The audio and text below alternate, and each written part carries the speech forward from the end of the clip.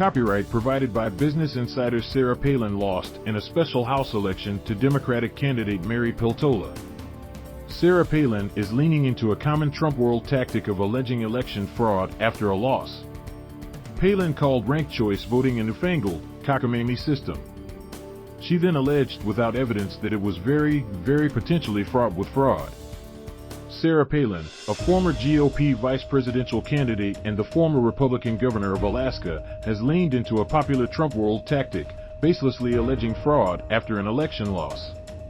In an appearance on Steve Bannon's War Room Pandemic podcast, Palin complained about ranked choice voting in the state, claiming without substantiation that there could have been voter fraud. Ranked choice voting involves voters ranking candidates on the ballots by preference. The system was used in the state's recent special House election in which Palin lost to Mary Peltola, a Democrat. During Bannon's podcast, Palin called ranked choice voting a cockamamie system and railed about how complicated it was. She also said that the system could lead to the most popular or more qualified candidates not winning elections.